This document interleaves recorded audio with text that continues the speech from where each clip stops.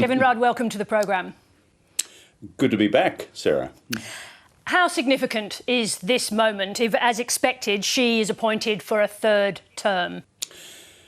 Well, having looked at party congresses of the Chinese Communist Party now since the early 80s, I'd say it's the most significant party congress in 40 years. And that's because Xi Jinping's breaking the two-term limit. He's become China's paramount leader. Collective leadership principles have been pushed to one side, and therefore the sacred writ of this single leader matters on all central questions of economic policy, foreign policy and security policy. So that's why it's important, not just in terms of personnel arrangements, but also the ideology which will be reflected in his work report to the Congress and giving us an insight into the future directions on the economy and China's view of the outside world. Are we looking at him now then as a leader for life? I believe so, and there's a reason for that.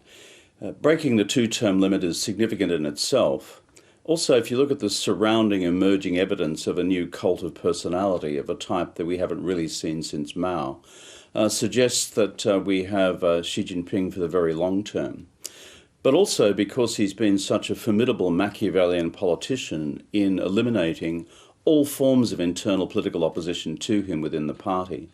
And in the world of realpolitik, the brutal realpolitik of a Leninist party, if he were to step down, he could not guarantee that he wouldn't be taken out by those who he's alienated on the way through. So I think we should buckle up for the rest of the 20s and the 30s, because I think he's with us for the very long term. Now, previous leaders had moved away from this concentration of power in one person, protecting China from the emergence of a second Mao. How did Xi get his colleagues to agree?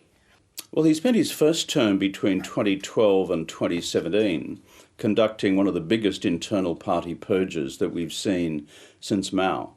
Often not fully reported in the West, but wave after wave of taking out so-called anti-party cliques, but also an anti-corruption campaign and later a party rectification campaign, which has cut a swathe through the rest of the Communist Party ranks, producing effectively something of a reign of terror within the operation. So therefore, if there was significant opposition during his first term, and there was some, by the time we get to the beginning of his second term in 2017, most of that had fallen by the wayside.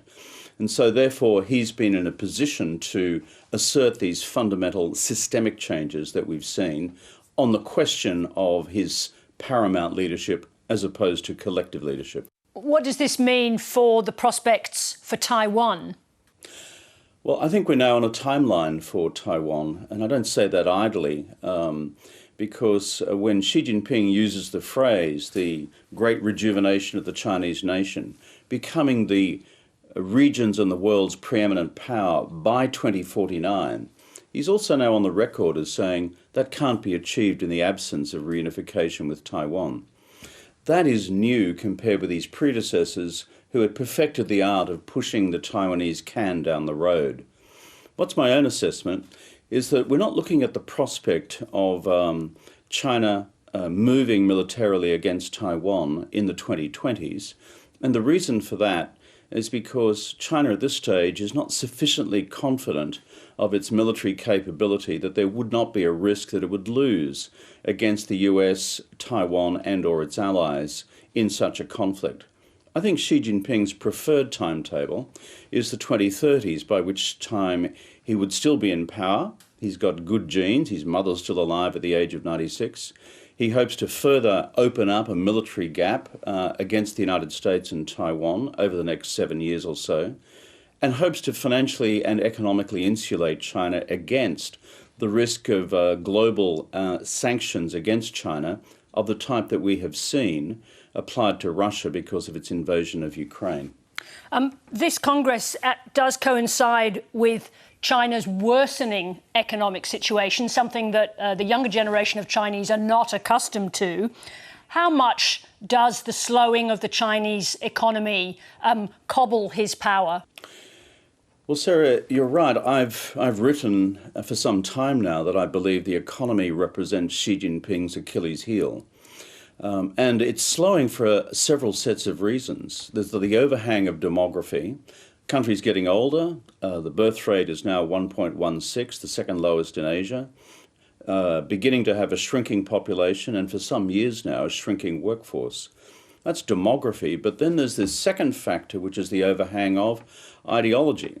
And as he's moved the centre of gravity of Chinese economic policy in the last 5 years to the Marxist-Leninist left, then the Chinese private sector has begun to reduce its enthusiasm for continued fixed capital investment in the economy. Add to that zero COVID lockdowns, you have the economy barely bumping along at maybe 2 or 3% at the moment, and this may prove to be secular and structural for the long term rather than just temporary because of COVID. This is his Achilles heel, and he would need to execute a significant ideological U-turn or change in this 20th Party Congress in order to remove this ideological impediment to growth that he's imposed for the last 5 years. Why do you think that the Chinese, through their ambassador here, have been making overtures towards a better relationship with Australia? Is it genuine, and does it come from Xi himself? China's general strategy for diplomacy and foreign and security policy does come from numero uno. That's the way in which the system is structured these days in Beijing. It's not just random acts by ambassadors or let alone policy frolics by the Chinese Foreign Ministry. These are calibrated internally and at the centre for all countries, not just us, by the way. I think in Australia's case also, Sarah, it's been helpful that we've seen from Prime Minister Albanese, the Foreign Minister Penny Wong, and Defence Minister Richard Marles a predisposition to put the megaphone away and not to scream and shout at Beijing every second Tuesday morning in order to get something off their chest, a la Morrison and Dutton. That, I think, has helped in stabilisation. A very interesting few days ahead in Beijing. Thank you very much indeed for sharing your expertise. Good to be with you, Sarah.